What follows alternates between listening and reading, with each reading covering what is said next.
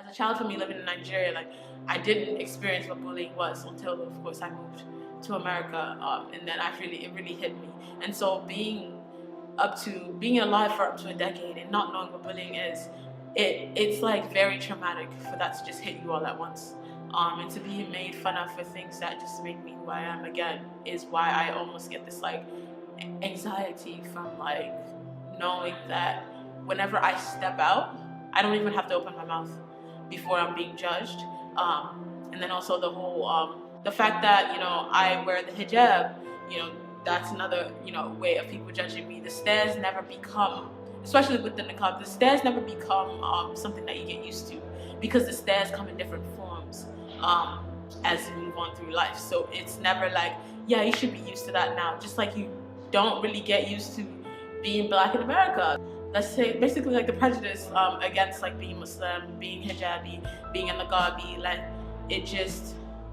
it makes you aware. Like I'm constantly aware of the fact that I am all of these things. These titles are not just something that society has given to me, but I'm constantly aware of them too, because I know that once a person sees me, they don't see a young girl, going to university trying to better herself. They see a young, black, dark-skinned Muslim woman who, when they get to talk to me, is an immigrant. You know what I'm saying? So that's just where my sort of like anxiety and like depression, I guess I would say, have come from.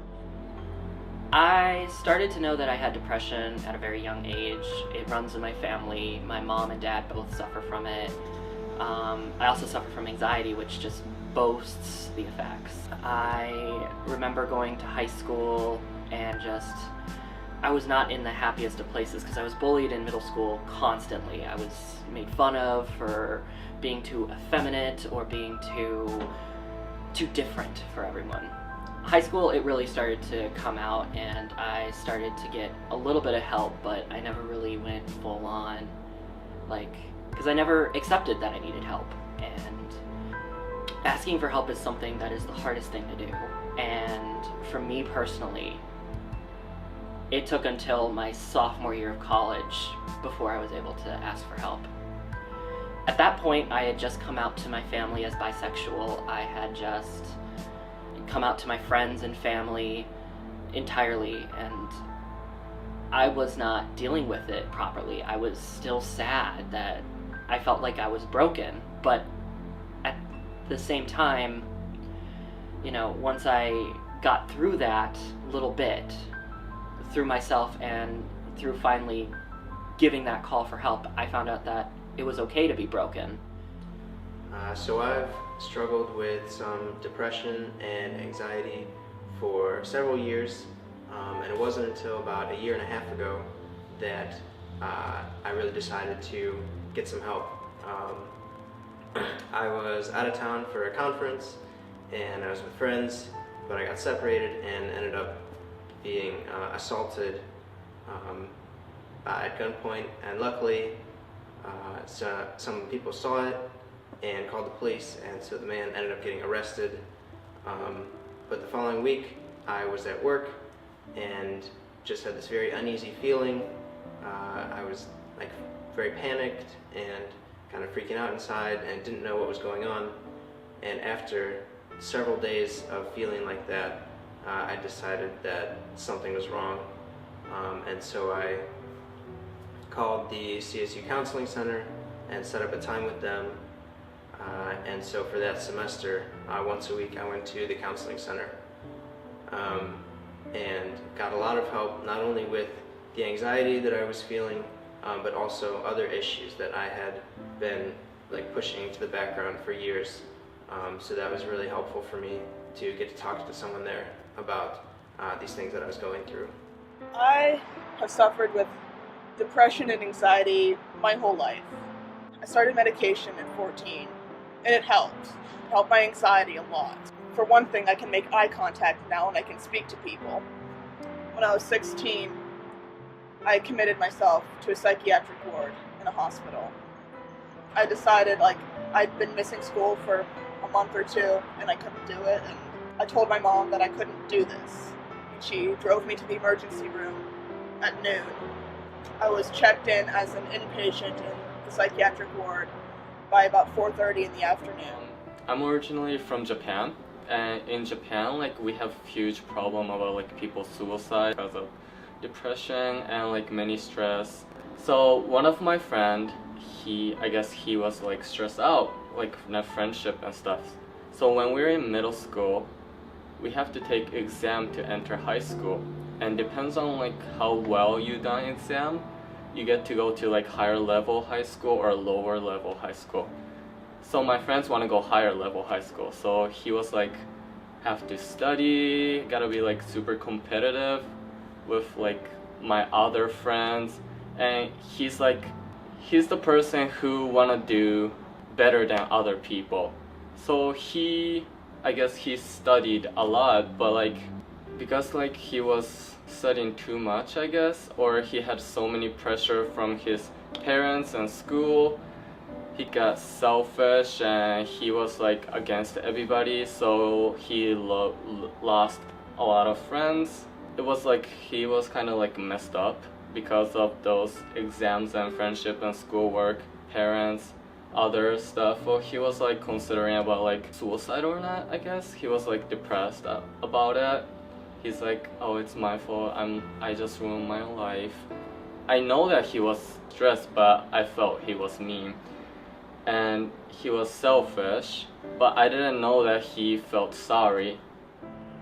Almost 3 years ago, I went through a situation where I lost somebody who's really close to me. It was a guy that I'd been dating for about 6 months at that time, and he had some depression issues and just a lot going on that I didn't know about, that nobody really knew about. But that didn't stop the pain. We were getting back to a good start, but then something shifted, and I don't really know what it was, whether it was home or if I had done something or if it was work, but he took his life in the middle of December, and it was the hardest thing to this day that I've ever gone through. There's nothing quite like talking to somebody in one moment and not having a response. It's hard enough to lose somebody, but I was also a person who had to notify his family, the police, everybody, and I could barely talk. I cried for months, weeks. I still cry. It's really hard, but it's also given me the ability to help people who've gone through what I've gone through. And that's really hard to say because you never want anybody to feel the way that I did. I started going to see a counselor again this year, and it's the best thing that's happened. Like if you're stressed, if you're like pressured, you just have to tell somebody that you're stressed. So you just have to share your story or share what you feel. If I could offer any advice to someone else going through depression or anxiety or struggling with any of these issues, I would say just be honest with yourself. When I was finally honest with myself and said, okay, I need some help, that really changed everything for me. And so I really want to encourage anyone else to be honest with themselves like that and to get the help that you deserve. The thing that helped me the most was my mother. I called my mom every day. We talked for an hour, and she helped me, and I would not be alive without my mother and my friends. But through not only counseling, but the help of my friends, my fraternity brothers, my family, it really helped to combat what I was feeling on the inside. You know, it helped to know that I wasn't alone in this. So for me, the counseling center has been just a point to really just a point of solace in a way, I'd say. Counseling center, they work around your schedule. Like, I thought I would never have time. I'm too busy. There's no way I can make it. But they work around your schedule. They understand that, you know, you're a student. They understand that you have to work. They understand all of these things. And they ensure that, you know, you're able to be seen. Even though you feel like it could be your fault, they let you know that it's not. They give you ways to handle every day. They give you ways to handle other people who talk about minor things like they're the biggest thing in the world to them that's hurting, that's happening, and they allow you to cope with it in a way that you don't break down and yell and go, you don't know what the world is like. They allow you to understand and still be okay and offer advice while you're still going through everything.